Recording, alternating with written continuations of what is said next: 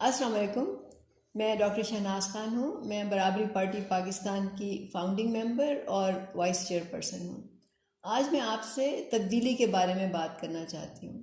جیسے کہ آپ کو پتہ ہے کہ تقریباً ہر پارٹی تبدیلی کی بات کرتی ہے، اور تحریک انصاف تو الیکٹ ہی تبدیلی کے نعرے پر ہوئی ہے. سب کہتے ہیں کہ نظام تبدیل ہونا چاہیے، لیکن کوئی اس بات کی وضاحت نہیں کرتا کہ نظام سے کیا مراد ہے.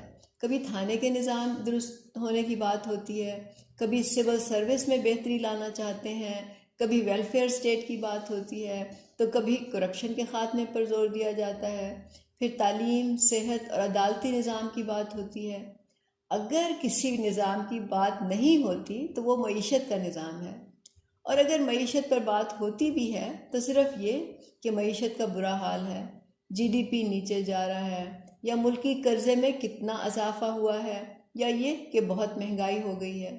لیکن کوئی اس کی تبدیلی کی بات نہیں کرتا.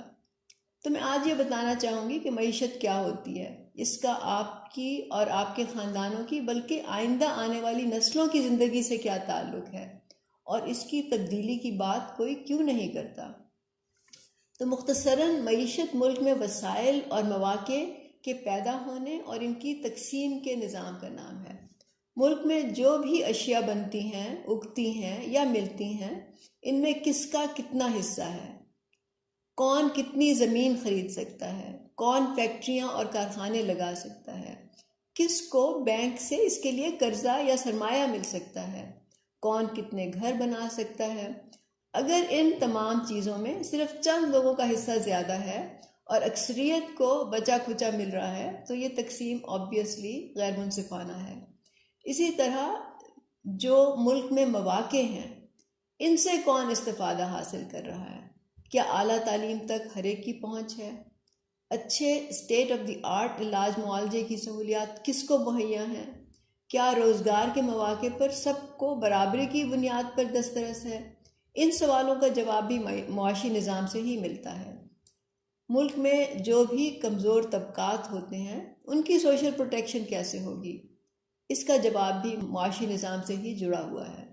اس کے علاوہ اجرتوں، آمدنی اور تنخواہوں کا فیصلہ اس کے تحت ہوتا ہے. مثلا ایک کلرک یا چپراسی کی کتنی اور ایک منسٹر، جج یا گورنر کی کتنی تنخواہ ہوگی، ایک فیکٹری کے مالک اور اس میں کام کرنے والے مزدور کی کتنی آمدنی ہوگی. ٹیکس کا سسٹم بھی معیشت کے دائرے میں آتا ہے.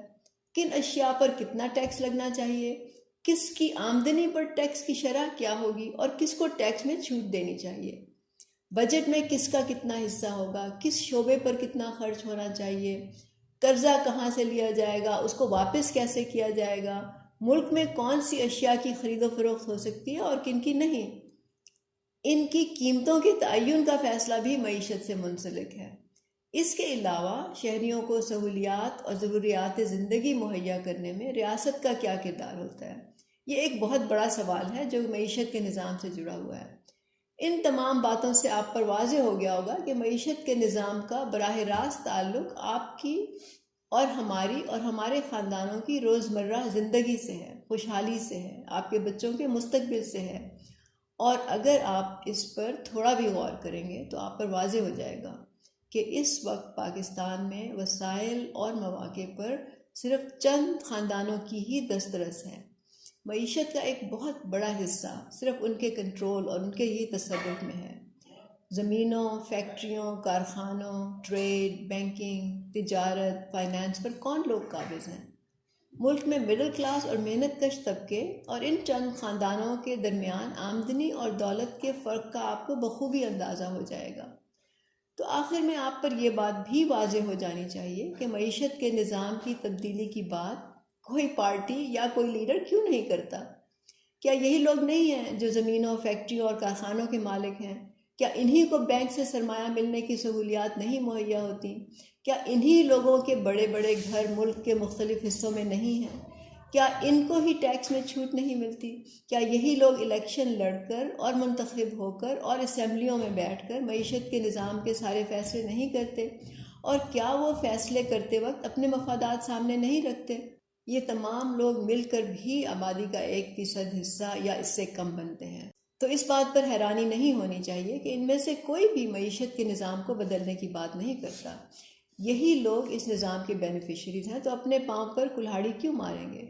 اسی لیے اس نظام کو بدلنے کے لیے 99% لوگوں کو سامنے آنا پڑے گا، وہ جو ڈاکٹرز، انجینئرز، پروفیسرز، ٹیچرز، وکلاء، سائنسدان، نیوٹریشنسٹ، صحافی، bank workers, I T workers, بجلی، پانی، گیس، ٹرانسپورٹ، صحت اور تعلیم کے شعبوں میں سپر اسٹوروں، دکانوں، اداروں، کارخانوں، فیکٹریوں، کانوں، کھیتوں اور سمندر میں کام کرنے والے مزدور اور کسان ہیں، جو اپنی ذہنی اور جسمانی قوت اور صلاحیتیں استعمال کر کے ملک میں دولت پیدا کرتے ہیں، اور پھر اسی معیشت کے نظام میں ان کو اپنا حصہ نہیں ملتا۔ یہ تب تک نہیں ہوگا جب تک 99% لوگ اپنے نمائندے خود منتخب کر کے یا خود منتخب ہو کر اسمبلیوں میں نہیں جائیں گے اور اس معاشی نظام کو تبدیل نہیں کریں گے۔ تو آئیے برابری پارٹی پاکستان میں شامل ہو کر اس معاشی نظام کو بدلیں تاکہ ہم اور ہماری آئندہ نسلیں ایک خوشحال زندگی بسر کر سکیں۔ شکریہ۔